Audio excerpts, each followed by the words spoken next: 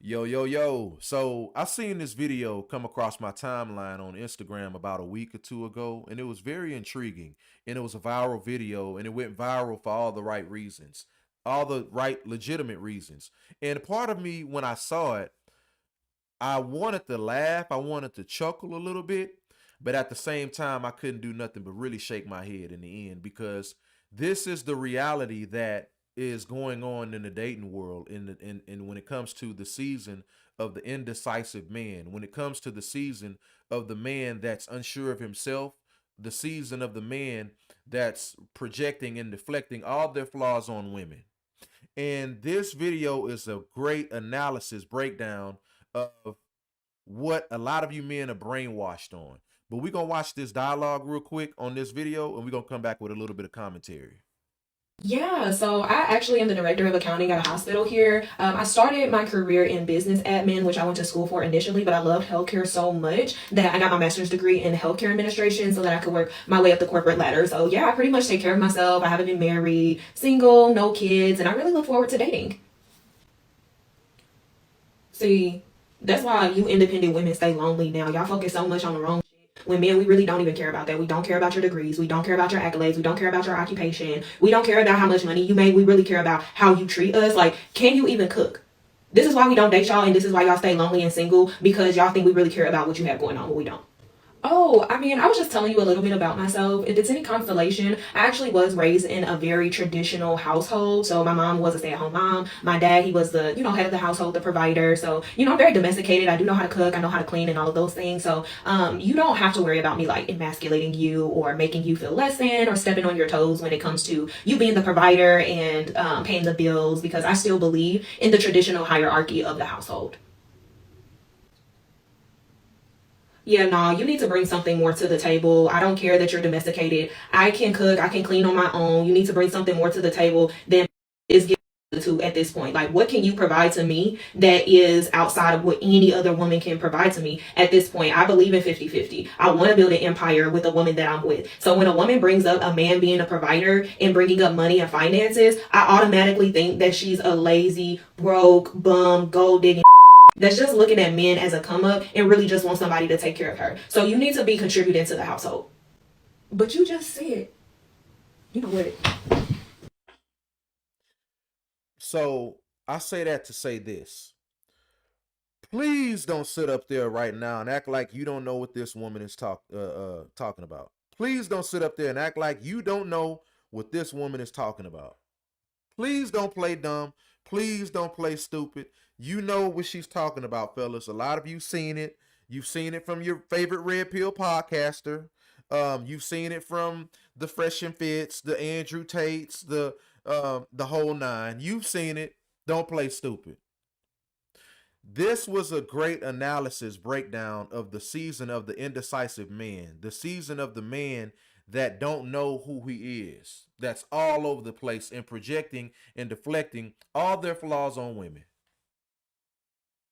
And a lot of men have endorsed and regurgitated these talking points, and a lot of you sound like parrots. A lot of you don't have a mind of your own. A lot of you can't think for yourself, and you're going off of what the next influencer, the next red pill podcast, the next this, the next that has to say. And it has become a cult. And a lot of you, when you talk about red pill, I'm gonna just use this analogy. A lot of you have overdosed on red pill. A lot of you are at a point of no return. A lot of you need to be on what's that show that used to come on A&E? Intervention. When the family used to sit around in the living room and beg the crackhead to go to therapy, to go away for 3 or 4 months, get some help. That's where a lot of you are when it comes to this red pill overdose brainwashing machine that a lot of you been in the sunken place. That's where a lot of you are. In this video right here, a great analysis because it starts off with her talking about I'm domestic. It starts off with her talking about, hey, this is my current career. So when it comes to me bringing something financial to the table, this is my skill set. I do have a skill set where I can roll my sleeves up and get my hands dirty if need be. Then it went to him, to the man, basically saying, oh, Well, see, that's your problem now. I don't care about your degree. I don't care about your career. I don't care about your all this other stuff. What traditional values can you bring to me and make my life easier? Oh, well, I just wanted to let you know what I could do for us bringing in, the bread and butter if need be, and how I could get my hands dirty. But my mom was a stay-at-home mom. My dad was the provider. I know about traditional because I seen my dad in his place running, on the masculine side, and I seen my mom in her place on the feminine side and taking care of home. So you don't have to worry about me emasculating you. I know my place as a woman. I'm just looking for a man that can, be the man of the household. See?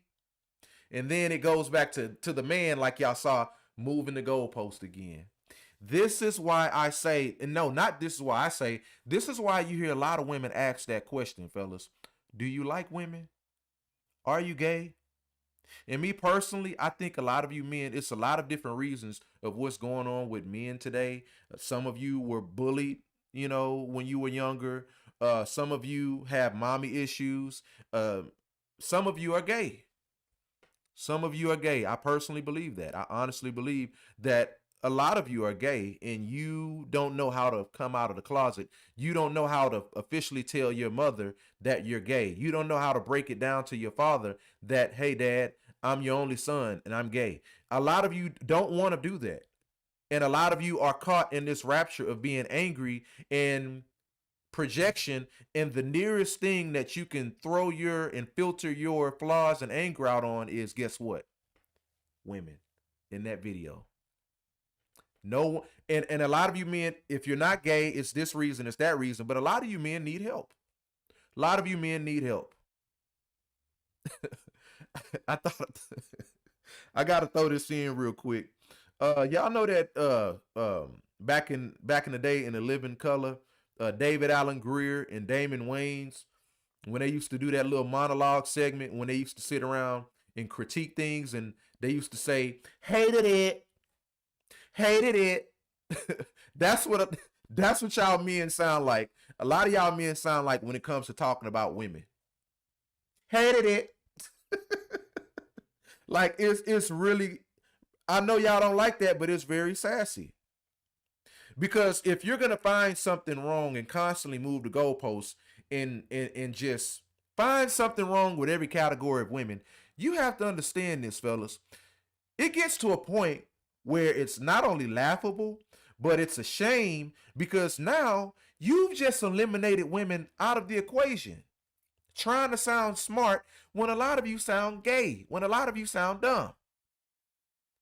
And it's like, are women really that bad, bruh? Are women really that awful?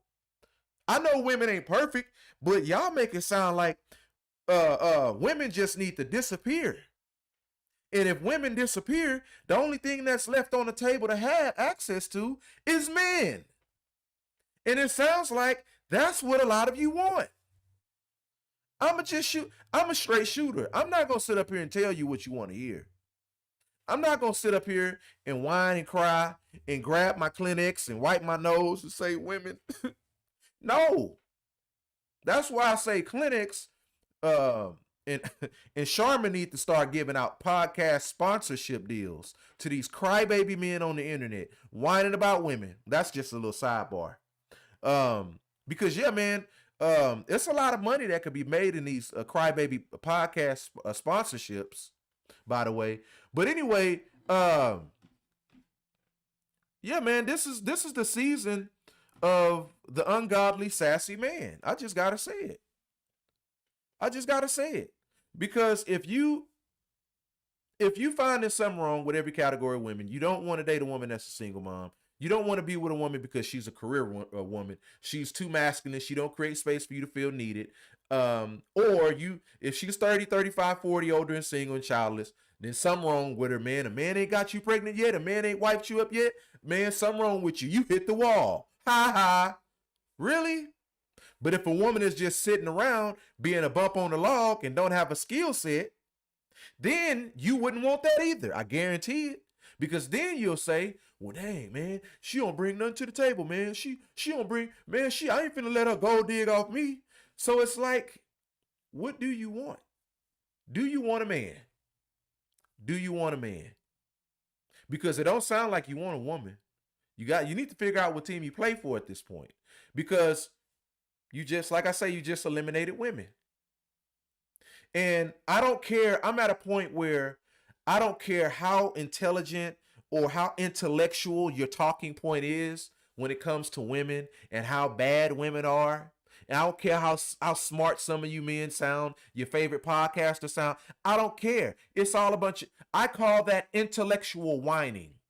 It's a bunch of intellectual whining, intellectual complaints, intellectual excuses. That's what it is.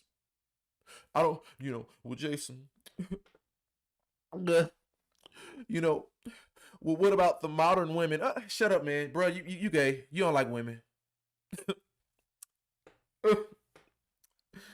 Well, Jason, what about feminism and what it has done? Man, bro, shut up. You don't like women. You gay. Yeah. You get a lot of y'all are struggling with a lot of things. Whether it's childhood trauma, whether you always got picked on, you were too light skinned or you were too dark skinned, you had a big nose, they used to make fun of your nose, your nostrils, they used to make fun of how big your head was, they used to make fun of how knock-kneed, bow-legged you were, and a lot of men carry that resentment to adulthood. A lot of men do. Or their mom was, they got mommy issues, their dad wasn't in their life. It's a whole different barrier of reasons of why a lot of you men turned out the way that you turned out to be. But when it comes to, like I say, all the intellectual whining and all this other stuff, I'm just so over it. And so many of you men are brainwashed on it. You sound like parrots. A lot of you don't have a mind of your own. But this was a great video. I'm gonna put this content creator. I'm gonna put her tag in the description box so y'all can go follow her on Instagram. And but I wanted to have a dialogue on that because that was not an over exaggeration. That was not a reach. That was very factual and very accurate. And a lot of y'all men don't. And what's sad about it, a lot of you men don't see nothing wrong with it. You don't see nothing wrong with that. And if you don't see nothing wrong with that, answer this question, fellas. Are you okay with your daughter dealing with a man like that, or dealing with something like that on the dating scene? You okay with your sister dealing with something like that? Your nieces dealing with something like that? Your cousins, your aunts? You okay? You think that's okay? And fellas, I mean, and ladies, also, if you feel like that, if you're on a date and it's like an interview or an interrogation, or a man is asking you something like that on the first date, such as, well, if we take this much further, he throwing his hair back. What am I going to get if me and you end up in a relationship? What do you think you qualify? Man, ask the waiter or the waitress for separate checks. Get your track shoes, get your purse, and run faster than Shakari Richardson. Get out of there. Because yeah, that's not a situation that you need to be a part of. But anyway, I just want to have a dialogue conversation on this. Anyway, leave your comments down below. Let me know what you think. Have a good one. Peace.